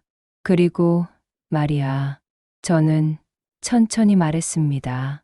내가 박성훈이라는 남자랑 바람 피운 증거도 다 있었어. 며느리가 숨을 헐떡였습니다. 어머니. 그건 3년치 사진, 녹음, 문자, 호텔 영수증까지 다 있더라. 민수가 다 모아뒀어. 5년 동안. 며느리가 바닥을 봤습니다. 박 변호사님이 그러는데 위자료 3억 원 청구할 수 있대. 어머니. 며느리가 무릎을 꿇었습니다. 진짜로 무릎을 꿇었습니다. 제발요. 제발 용서해 주세요. 용서. 저는 며느리를 내려다봤습니다. 너 나한테 뭐라고 했는지 기억나? 어머니도 다 큰 어른이니까 알아서 사세요라고 했지. 며느리가 고개를 숙였습니다. 어머니는 그냥 시어머니고 저는 아내예요라고 했지. 죄송해요. 정말 죄송해요. 그리고 말이야. 저는 가방에서 서류를 꺼냈습니다. 이게 뭔지 아니? 며느리가 서류를 봤습니다. 집 등기부예요. 그래, 이 집은 이제 내 거야. 민수가 나한테 상속했거든. 며느리가 떨기 시작했습니다. 그래서 말인데, 은지야, 저는 시계를 봤습니다. 오늘 저녁 6시까지 짐 싸서 나가. 며느리가 고개를 번쩍 들었습니다. 뭐라고요? 못 들었어? 오늘 저녁 6시까지 짐 싸서 나가라고. 어머니, 그건 2주 전에 너도 나한테 똑같이 했잖아. 내일까지 짐 싸세요라고. 어머니, 제발. 나는 이틀도 아니고 몇 시간 주는 거야. 관대한 거지. 며느리가 제 다리를 붙잡았습니다. 어머니, 저 갈 데가 없어요. 나도 없었어. 근데 모텔 갔잖아. 어머니, 손, 며느리가 손을 놓지 않았습니다. 저는 차갑게 말했습니다. 손 안 떼면 위자료 청구 바로 들어가. 며느리가 손을 놓았습니다. 그리고 말이야. 저는 일어서면서 말했습니다. 내가 나한테 한 말 기억나? 연락하지 마세요라고 했지? 그리고 돌아서서 집 안으로 들어갔습니다. 문이 쾅 닫혔습니다. 그 소리는 관 뚜껑이 닫히는 소리였습니다. 저는 그 자리에 한참 앉아 있었습니다. 시동을 걸 수가 없었습니다. 손이 떨렸습니다. 온몸이 떨렸습니다. 눈물이 흘렀습니다. 강물처럼. 하지만 소리내어 울 수 없었습니다. 며느리가 듣고 비웃을 것 같아서 시동을 걸었습니다. 어디로 가야 할까요? 9번 국도에 있는 모텔로 갔습니다. 1박에 6만 원. 71살 할머니가 모텔에 들어가는 날이었습니다. 리셉션 직원이 저를 보는 눈빛이 이상했습니다. 동정과 경멸이 섞인 방에 들어갔습니다. 낡은 침대, 곰팡이 냄새, 찌든 벽지. 침대에 앉았습니다. 스프링이 삐걱거렸습니다. 거울을 봤습니다. 거울 속에는 패배한 여자가 있었습니다. 아들도 잃고 집도 잃고 존엄도 잃은. 눈물이 났습니다. 하지만 이상했습니다. 눈물 속에서 뭔가가 타오르는 게 느껴졌습니다. 분노? 복수심? 아니었습니다. 기대감이었습니다. 민수야, 너 정말 아무것도 안 남긴 걸까? 며느리는 자기가 이겼다고 생각했을 것입니다. 집도, 돈도, 모든 것을 차지했다고. 하지만요, 여러분, 제 아들은요, 그렇게 만만한 아이가 아니었습니다. 침대에 누웠습니다. 천장을 보면서 중얼거렸습니다. 은지야, 내가 무시한 이 시어머니를 기억해도. 삐걱거리는 침대 소리가 답했습니다. 아직 끝난 게 아니야. 여러분, 모텔에서 2주를 살았습니다. 매일 6만 원씩 불타는 것을 보면서요. 통장을 봤습니다. 잔액이 줄어들고 있었습니다. 마치 모래시계의 모래처럼. 350만 원. 그게 제 남은 전부였습니다. 이러다가 진짜 거지 되는 거 아니야? 구인 광고를 봤습니다. 청소 아줌마, 식당 보조, 노인 돌봄. 일흔 한 살 할머니를 받아줄 곳이 있을까요? 그날 오전이었습니다. 모텔 침대에 앉아서 신문을 보고 있을 때 전화가 울렸습니다. 모르는 번호였습니다. 여보세요? 이민수 씨, 어머님 맞으십니까? 남자 목소리였습니다. 차분하고 권위 있는.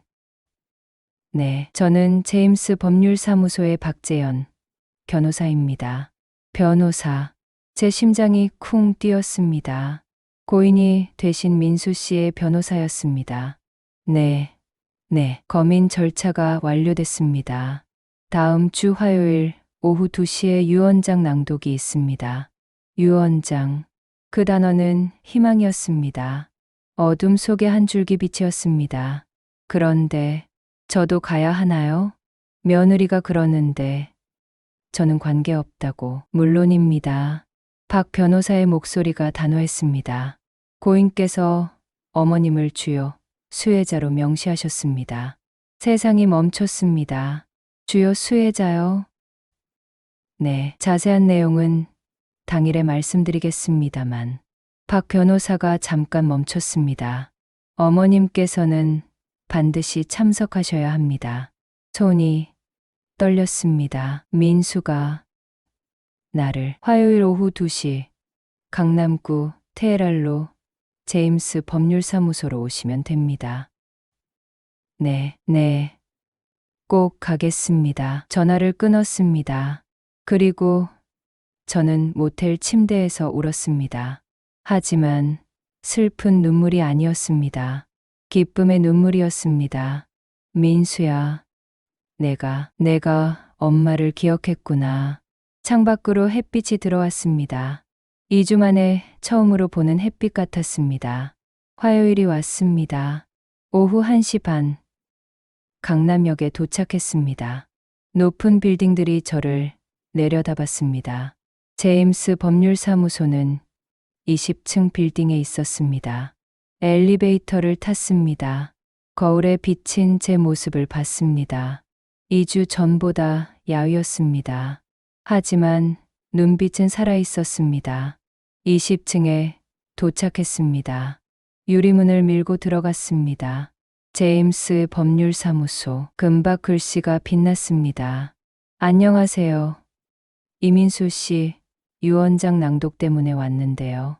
리셉션 여직원이 미소를 지었습니다. 성함이 어떻게 되세요? 최은혜입니다. 아, 최은혜 어머님. 여직원의 태도가 갑자기 공손해졌습니다. 잠시만 기다려주세요. 바로 모시겠습니다. 그때였습니다.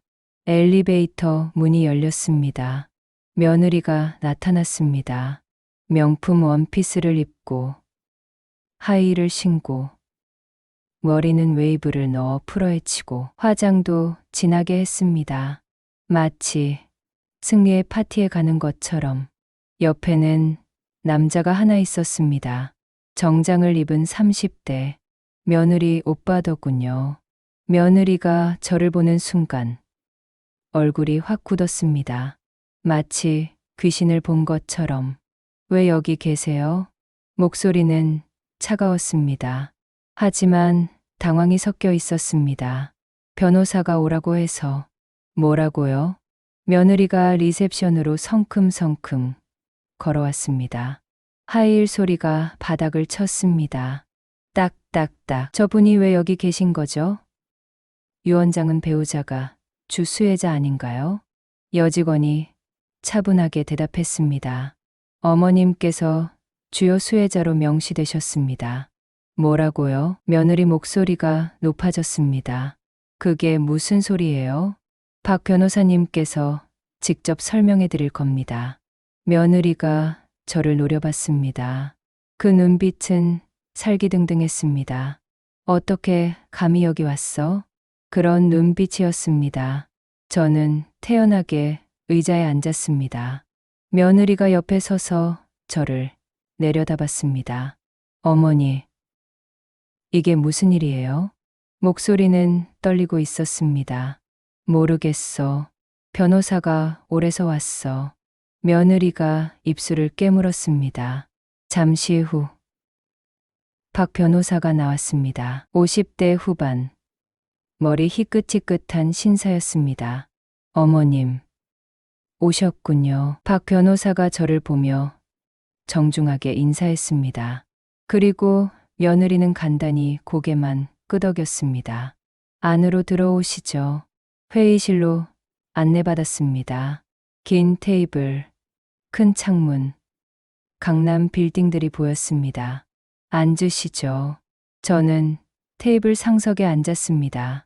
며느리는 옆쪽에 앉았습니다. 며느리 오빠는 그 옆에. 며느리가 불안한 표정으로 저를 쳐다봤습니다. 박 변호사가 서류 뭉치를 꺼냈습니다. 두꺼운 서류였습니다. 그럼 시작하겠습니다. 며느리가 앉은 자세를 고쳐 잡았습니다. 긴장하는 표정이었습니다. 고인 이민수 씨의 유언장을 낭독하겠습니다. 박 변호사가 안경을 고쳐 쓰고 읽기 시작했습니다. 본인 이민수는 이 유언장을 작성함에 있어 정신이 온전하며 법률 용어들이 이어졌습니다. 그러다가 본론이 시작됐습니다. 며느리가 몸을 앞으로 숙였습니다. 첫째, 박 변호사가 잠깐 멈췄습니다. 그리고 또박또박 읽었습니다. 배우자 김은지에게 차량 제네시스 G80을 상속한다. 침묵이 흘렀습니다. 그게 다예요? 며느리가 떨리는 목소리로 물었습니다. 아직 더 있습니다. 집은요? 아파트는요? 잠시만 기다려 주십시오. 박 변호사가 다음을 읽었습니다. 둘째, 본인의 어머니 최은혜 여사에게 서울시 강남구 소재 아파트 전체를 상속한다. 쾅, 며느리가 테이블을 쳤습니다. 뭐라고요? 조용히 해주십시오. 박 변호사가 차분하게 제지했습니다. 셋째, 본인의 어머니 최은혜 여사에게 퇴직연금 계좌 전액을 상속한다. 며느리 얼굴이 새하얗게 변했습니다. 넷째, 본인의 어머니 최은혜 여사에게 생명보험금 2억 원을 상속한다. 안 돼. 며느리가 소리쳤습니다. 이건 말도 안 돼요. 저는 아내예요. 아내, 부인. 박 변호사가 단호하게 말했습니다. 고인께서 작년 11월에 보험금 수혜자를 어머님으로 변경하셨습니다. 합법적으로요. 작년 11월이요? 며느리가 주저앉았습니다. 그럼 저는 아직 끝나지 않았습니다. 박 변호사가 다음 페이지를 넘겼습니다. 다섯째, 본인의 어머니 최은혜 여사에게 퍼스트국민은행 강남지점 안전금고 337번의 내용물 전부와 그 안에 포함된 모든 문서 및 계좌 정보를 상속한다. 며느리가 입을 벌렸습니다. 말이 나오지 않는 것 같았습니다. 그리고 마지막으로 박 변호사가 저를 보며 말했습니다. 고인께서 특별 조항을 남기셨습니다. 무슨 특별 조항이요? 며느리가 떨리는 목소리로 물었습니다. 박 변호사가 읽었습니다. 만약 배우자 김은지가 본인 사망 후 2주 이내에 본인의 어머니를 거주지에서 퇴거시킬 경우 차량 상속도 무효로 하며 모든 재산은 어머니 최은혜에게 귀속된다. 침묵이 흘렀습니다. 긴 침묵이었습니다. 며느리가 저를 봤습니다. 눈이 휘둥그레졌습니다. 어머니, 설마. 저는 천천히 고개를 끄덕였습니다. 너 날 쫓아냈지. 장례 끝나고 바로. 며느리가 의자에서 미끄러져 내렸습니다. 안 돼, 안 돼. 박 변호사가 말했습니다. 따라서 차량 상속도 무효입니다. 부인께는 아무것도 상속되지 않습니다. 안 돼요. 며느리가 비명을 질렀습니다. 제가 언제 쫓아냈어요. 증거가 있습니다. 박 변호사가 서류를 꺼냈습니다. 고인께서 자택에 음성 녹음 장치를 설치해 두셨습니다. 합법적으로요. 며느리 얼굴이 창백해졌습니다. 부엌에서의 대화가 모두 녹음되어 있습니다. 내일까지 짐 싸세요라고 하신 음성이요. 며느리가 바닥에 주저앉았습니다. 그리고 부인, 박 변호사가 또 다른 서류를 꺼냈습니다. 고인께서 위자료 청구건도 준비해 두셨습니다. 위자료요? 혼인 관계의 파탄의 책임이 부인께 있다는 증거들입니다. 혼외정사, 가정유기, 시어머니 학대, 며느리가 머리를 쥐어뜯었습니다. 5년치 증거가 있습니다. 사진, 녹음, 이메일, 문자. 박 변호사가 저를 보며 말했습니다. 어머님께서 원하시면 위자료 3억 원 청구가 가능합니다. 제 차례였습니다. 저는 천천히 일어났습니다. 며느리를 내려다봤습니다. 바닥에 주저앉은 그 여자를요. 은지야, 너 나한테 뭐라고 했지? 며느리가 고개를 들었습니다. 눈물이 흐르고 있었습니다. 어머니도 다 큰 어른이니까 알아서 사세요라고 했지? 어머니, 제발. 저는 가방을 들고 일어섰습니다. 이제 내가 알아서 살아봐. 박 변호사님, 위자료 청구 진행해 주세요. 알겠습니다, 어머님. 며느리가 제 다리를 붙잡았습니다. 어머니, 제발요. 제가 잘못했어요. 저는 그 손을 뿌리쳤습니다. 이제 와서 잘못했다고? 늦었어. 회의실을 나왔습니다. 뒤에서 며느리의 울음소리가 들렸습니다. 하지만 돌아보지 않았습니다. 엘리베이터를 탔습니다. 거울에 비친 제 얼굴을 봤습니다. 웃고 있었습니다. 처음으로. 진짜 웃음이었습니다. 여러분, 사흘을 기다렸습니다. 은행 가기 전에 마음의 준비가 필요했거든요. 그 사이 며느리한테서 전화가 미친 듯이 왔습니다.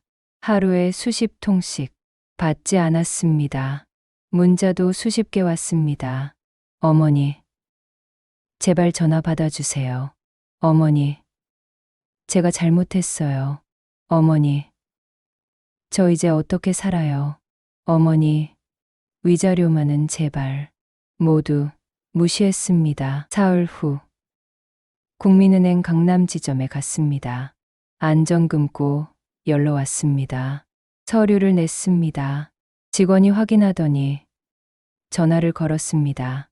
고객님, 지점장님께서 직접 안내하십니다. 네. 잠시 후 50대 여자분이 나왔습니다. 최은혜 어머님이시죠? 네, 저는 지점장 김미선입니다. 지점장이 정중하게 인사했습니다. 고인께서 귀한 고객님이셨습니다. 안으로 모시겠습니다. 지하로 내려갔습니다. 복도 양옆으로 금고 문들이 쭉 있었습니다. 337번입니다. 지점장이 마스터키를 꺼냈습니다. 어머님 열쇠하고 제 열쇠 둘 다 있어야 열립니다. 찰칵, 찰칵 문이 열렸습니다. 안에 금속 상자가 있었습니다. 꺼내드릴까요? 네, 묵직했습니다. 열람실로 모시겠습니다. 작은 방이었습니다. 책상 하나, 의자 하나. 지점장이 상자를 놓고 나갔습니다. 천천히 보세요. 필요하시면 벨 누르세요. 문이 닫혔습니다. 저 혼자 남았습니다. 상자를 봤습니다. 심장이 쿵쾅거렸습니다. 뚜껑을 열었습니다. 제일 위에 하얀 봉투가 있었습니다.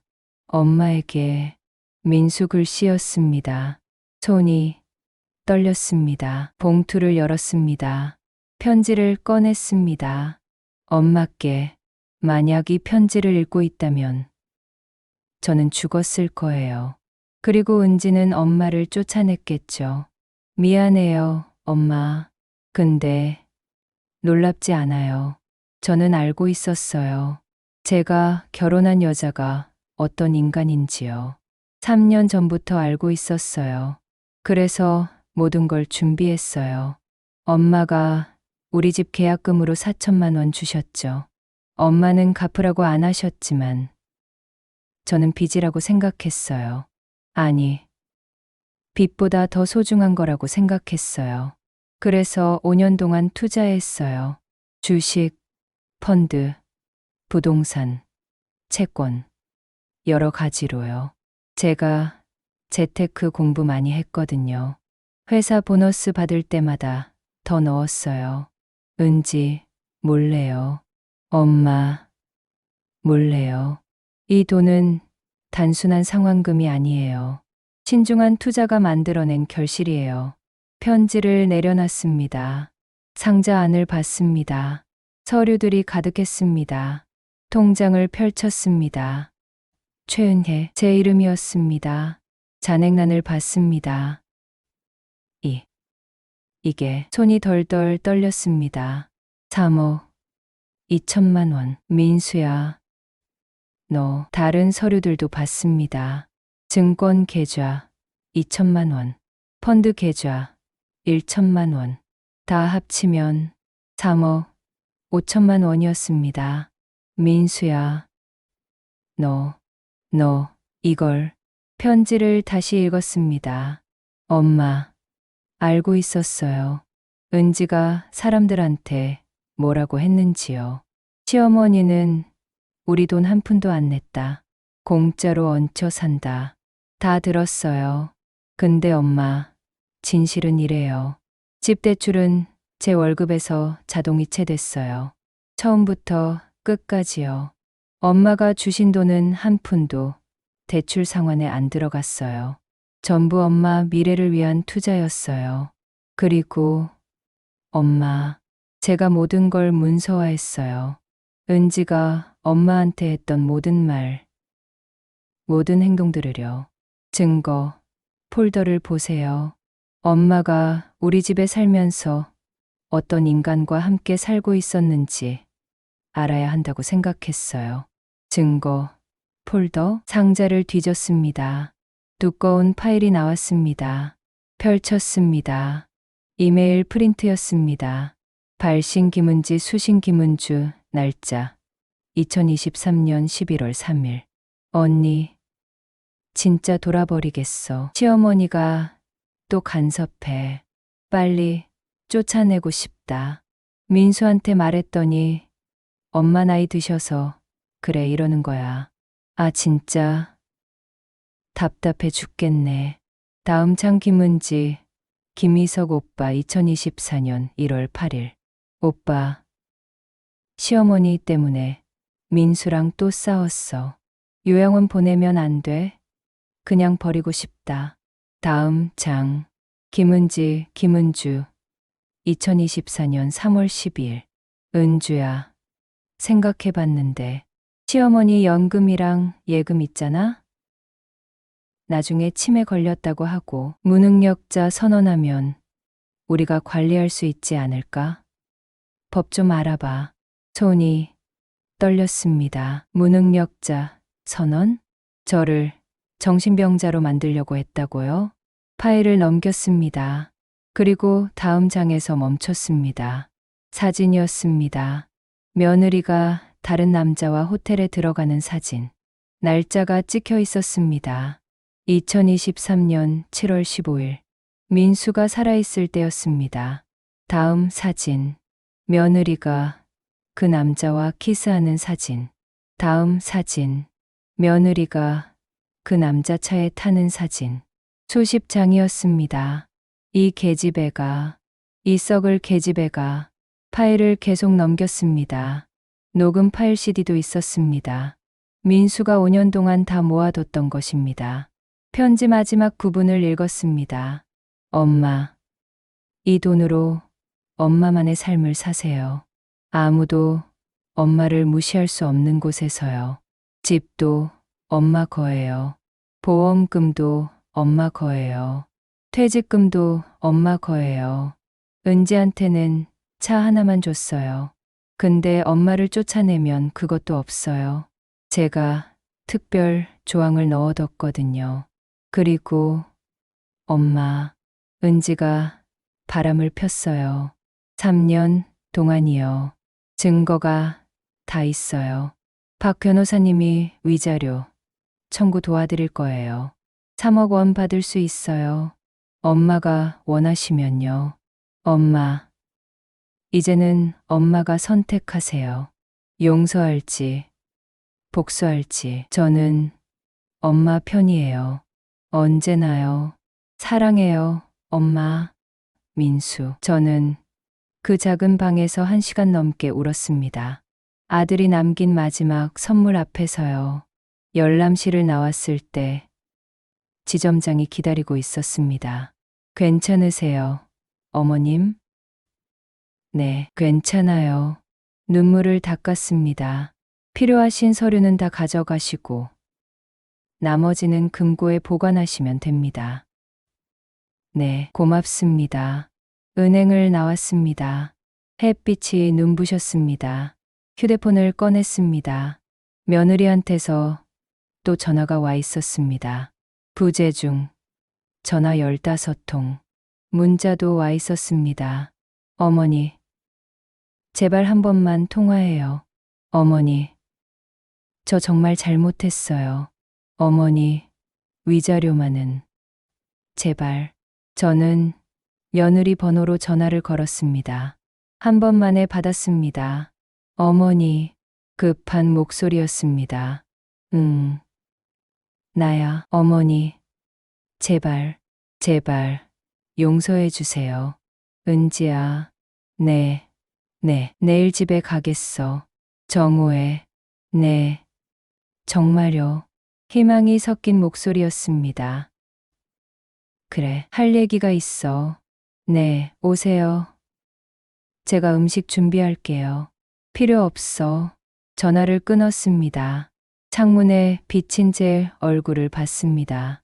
웃고 있었습니다. 진짜 웃음이었습니다. 은지야, 내일 보자. 내가 무시했던 시어머니가 어떤지 보여줄게. 여러분. 다음 날 정오, 저는 며느리 집 앞에 섰습니다. 아니, 이제는 제 집 앞이죠. 초인종을 눌렀습니다. 문이 황급히 열렸습니다. 며느리가 서 있었습니다. 화장기 없는 얼굴, 부은 눈, 헝클어진 머리. 2주 전 저를 쫓아낼 때와는 완전히 다른 모습이었습니다. 어머니. 목소리가 떨렸습니다. 들어가도 되겠니? 네. 어서 오세요. 며느리가 황급히 비켰습니다. 거실로 들어갔습니다. 식탁에는 음식이 차려져 있었습니다. 갈비찜, 나물, 잡채. 어머니, 제가 아침부터 준비했어요. 며느리가 조심스럽게 말했습니다. 그래, 저는 소파에 앉았습니다.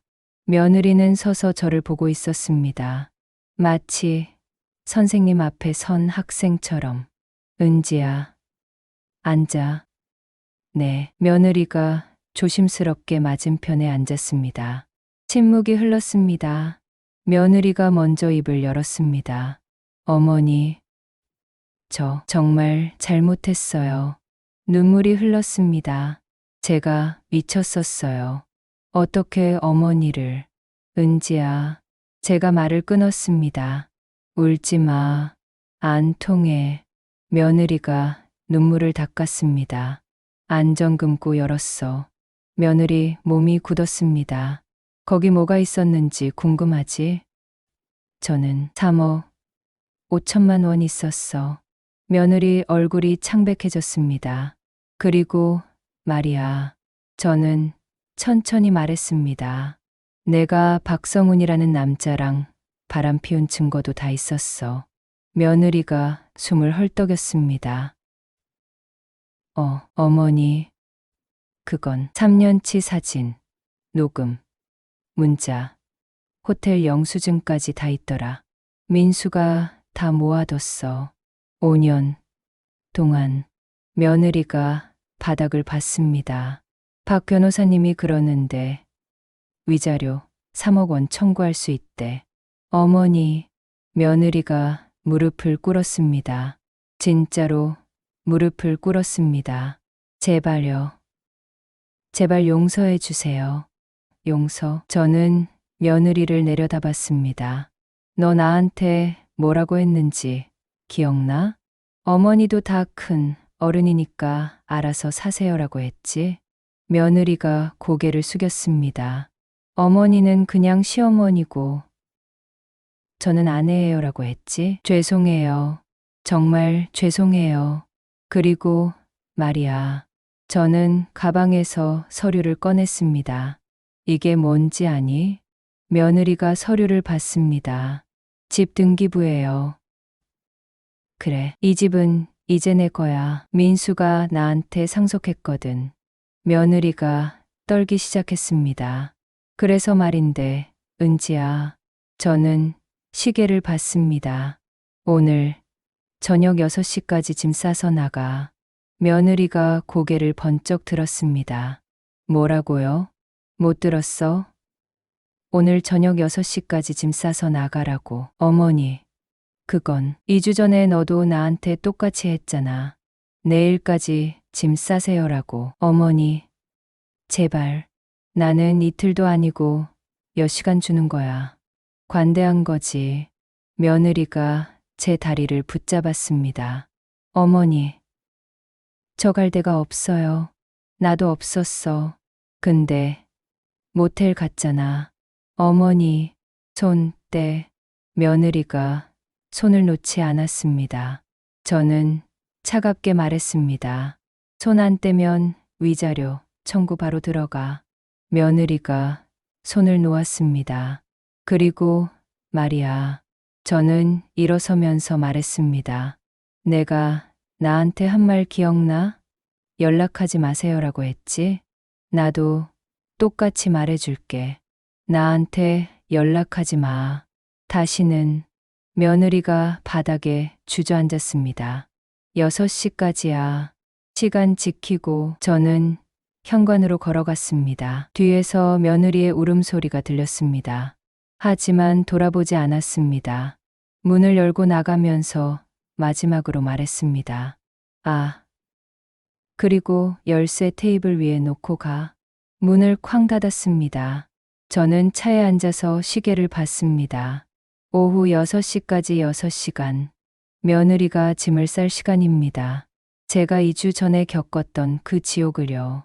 이제는 며느리 차례였습니다. 휴대폰이 울렸습니다. 며느리 오빠한테서 전화가 왔습니다. 받았습니다. 여보세요. 최은혜 씨죠? 반말이었습니다. 그런데요. 우리 은지 좀 봐주세요. 제발요. 왜 제가요? 은지가 잘못한 건 알아요. 근데 그렇게까지 하실 거예요? 그렇게까지요? 저는 웃었습니다. 당신 여동생이 저한테 뭘 했는지 알아요? 장례 끝나고 바로 쫓아냈어요. 이른한 살 노인네를 거리로요. 그건 은지가 충격을 받아서. 충격? 남편 죽어서 시원하다고 한 게 충격이에요? 생명보험으로 땡 잡았다고 한 게 충격이에요? 침묵이 흘렀습니다. 그리고요. 저는 차갑게 말했습니다. 당신도 거기 가담했죠? 저를 무능력자 취급했잖아요. 그건 증거 다 있어요. 당신이랑 은지가 주고받은 이메일이요. 죄송합니다. 죄송하면 다예요? 이제 와서. 저는 전화를 끊었습니다. 그리고 며느리 오빠 번호도 차단했습니다. 오후 6시 저는 다시 집 앞에 섰습니다. 초인종을 눌렀습니다. 며느리가 문을 열었습니다. 눈이 퉁퉁 부어 있었습니다. 현관에는 여행 가방 4개가 놓여 있었습니다. 제가 2주 전에 쌌던 것과 똑같은 개수였습니다. 다 쌌니? 네. 열쇠는? 며느리가 테이블 위에 열쇠를 가리켰습니다. 어디로 갈 건데? 오빠, 집이요. 그래, 잘 됐네. 며느리가 짐을 들고 나갔습니다. 저는 문 옆에 서서 지켜봤습니다. 며느리가 3번을 왔다 갔다 하면서 짐을 차에 실었습니다. 마지막 가방을 들고 나오면서 며느리가 말했습니다. 어머니, 정말 용서 못 해주시는 거예요?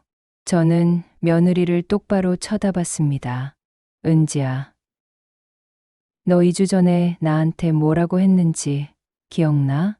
잘 가세요. 어머니, 연락하지 마세요라고 했지? 며느리가 고개를 숙였습니다. 이제 똑같이 돌려줄게. 저는 문을 잡았습니다. 잘 가. 그리고 연락하지 마. 문을 닫으려는데 며느리가 문을 잡았습니다. 어머니, 제발 마지막으로 한 번만 손 떼.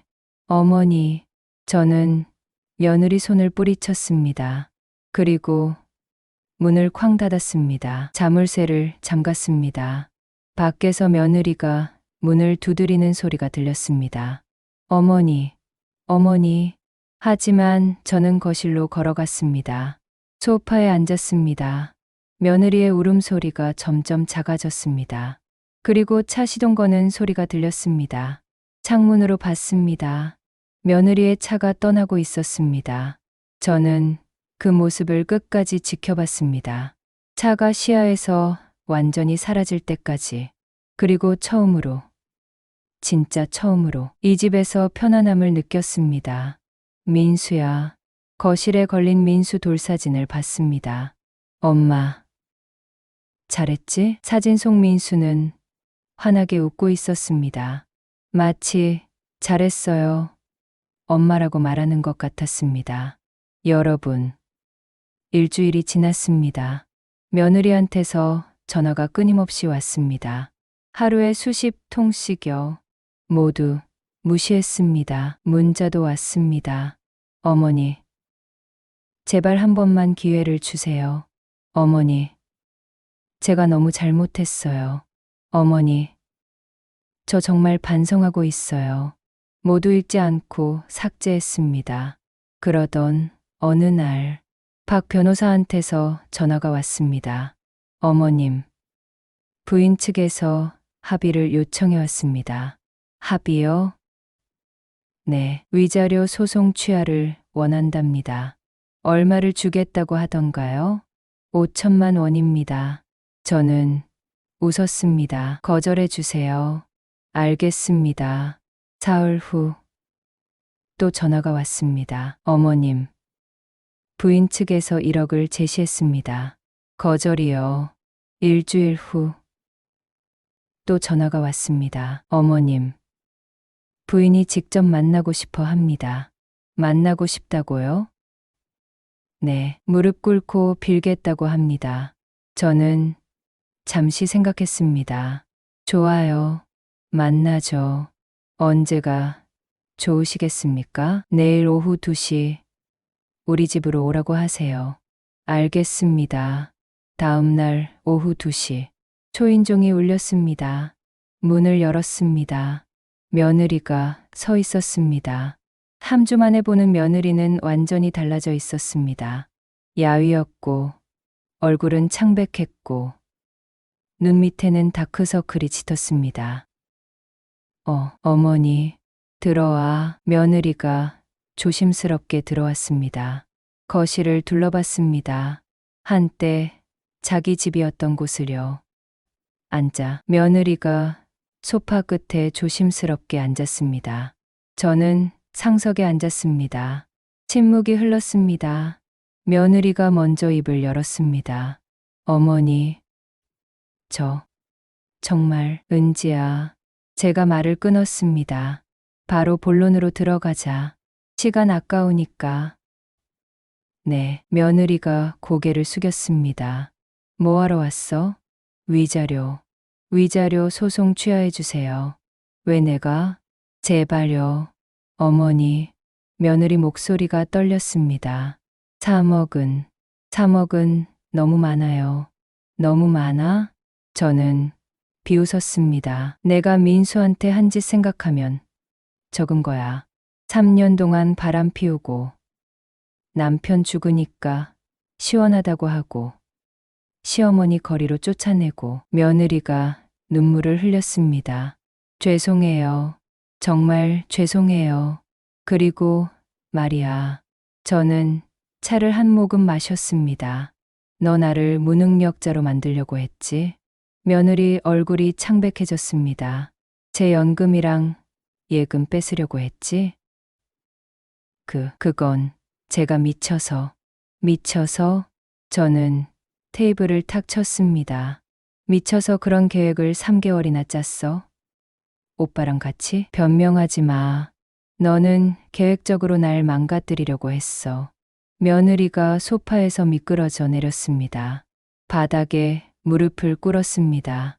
어머니, 제발, 무릎 꿇는다고 용서될 것 같아? 제발요. 저 정말 잘못했어요.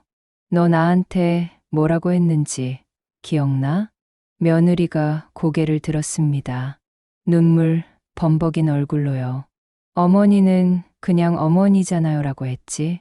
가족도 아니에요 라고 했지. 죄송해요. 이제 와서 빌어봐야 소용없어. 저는 일어섰습니다. 박 변호사님한테 전화해서 소송 진행하라고 할게. 어머니, 며느리가 제 다리를 붙잡았습니다. 제발요. 제발, 손 떼. 어머니, 저 정말 반성하고 있어요. 반성? 저는 며느리 손을 뿌리쳤습니다. 내가 반성할 줄 아는 인간이었으면 처음부터 그런 짓 안 했어. 며느리가 바닥에 엎드렸습니다. 이마를 바닥에 대고요. 제발요. 어머니, 제발, 일어나. 제발요. 일어나라고. 며느리가 고개를 들었습니다. 저는 며느리를 내려다봤습니다. 은지야, 내가 물어볼게. 네, 너 진짜 반성하는 거야? 아니면 돈이 아까워서 그래? 며느리가 대답을 못했습니다. 그게 답이었습니다. 역시 그렇구나. 저는 현관으로 걸어갔습니다. 나가. 어머니, 나가라고. 더 이상 볼 것도 없어. 며느리가 일어서서 저한테 달려왔습니다. 어머니, 제발, 마지막으로 한 번만. 마지막? 저는 며느리를 똑바로 쳐다봤습니다. 너한테 마지막은 이미 주었어. 2주 전에. 근데 너는 그걸 짓밟았잖아. 며느리가 바닥에 주저앉았습니다. 이제 내 차례야. 문을 열었습니다. 나가. 그리고 다시는 나타나지 마. 며느리가 비틀거리며 일어섰습니다. 문 앞에 서서 저를 봤습니다. 어머니, 정말 이러실 거예요? 응, 이럴 거야. 며느리가 문을 나갔습니다. 저는 문을 닫으려다가 잠깐 멈췄습니다. 그리고 마지막 말을 했습니다. 은지야, 내가 나한테 한 말 기억나? 며느리가 돌아봤습니다. 어머니도 다 큰 어른이니까 알아서 사세요라고 했지. 이제 내가 알아서 살아봐. 위자료 3억 내고 문을 쾅 닫았습니다. 밖에서 며느리가 우는 소리가 들렸습니다. 하지만 저는 돌아보지 않았습니다. 거실로 걸어가서 민수 사진을 봤습니다. 민수야, 이제 거의 다 끝났어. 사진 속 민수가 웃고 있었습니다. 엄마가 이기고 있어. 창밖으로 햇빛이 쏟아졌습니다.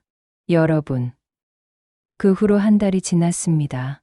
며느리한테서 더 이상 연락이 오지 않았습니다. 아마 포기한 것 같았습니다. 박 변호사가 전화했습니다. 어머님, 위자료 소송 1심에서 승소했습니다. 진짜요? 네, 법원에서 3억 원 지급 판결이 났습니다. 저는 그 자리에서 울었습니다. 민수야, 들었어? 엄마가 이겼어. 한 달 후, 이자료 3억 원이 제 계좌로 들어왔습니다. 통장을 확인했습니다. 안전금고 돈 3억 5천만 원, 집 시세 12억 원, 보험금 2억 원, 퇴직금 8천만 원, 위자료 3억 원, 합계 약 21억 3천만 원. 숨이 막혔습니다. 민수야, 내가 이렇게. 며느리는 어떻게 됐냐고요? 들리는 소문에 오빠 집 월세방에서 산다고 합니다.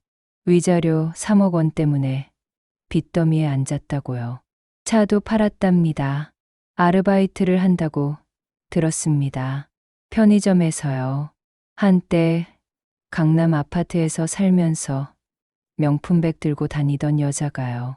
어제 길에서 우연히 며느리를 봤습니다. 편의점 알바복을 입고 전단지를 들고 서 있더군요. 저를 보더니 얼어붙었습니다. 저는 그 앞을 천천히 지나갔습니다. 뒤돌아보지 않고요. 며느리가 뒤에서 중얼거리는 소리가 들렸습니다. 어머니. 하지만 저는 멈추지 않았습니다. 저는 이제 행복합니다. 매일 아침 공원을 산책하고요. 복지관에서 친구들을 만나고요. 다음 달에는 제주도 여행을 갑니다. 평생 가보고 싶었던 곳이에요. 친구들이 물어봅니다. 은혜 씨, 자식은? 아들 하나 있었는데 작년에 세상 떠났어. 아이고, 며느리는? 저는 웃으면서 대답합니다. 따로 살아. 그게 서로 좋아. 친구들이 놀랍니다. 며느리랑 따로 사는 게 좋아요? 그럼 눈치 안 보고 편하게 살잖아. 어제 민수 생일이었습니다. 거실에 걸린 돌사진 앞에 케이크를 놓고 촛불을 켰습니다. 민수야, 생일 축하해. 촛불을 불었습니다. 내 덕분에 엄마가 이렇게 잘 살고 있어. 사진 속 민수는 환하게 웃고 있었습니다. 고마워, 아들아. 눈물이 났습니다. 하지만 슬픈 눈물이 아니었습니다. 오늘 아침 현관문을 열었습니다. 문 앞에 편지 한 통이 놓여 있었습니다. 며느리 필체였습니다. 열어봤습니다. 어머니께 정말 죄송합니다. 제가 너무 잘못했습니다. 용서해 주세요. 은지, 올림. 저는 그 편지를 찢어버렸습니다. 쓰레기통에 버렸습니다. 그리고 현관문을 닫았습니다.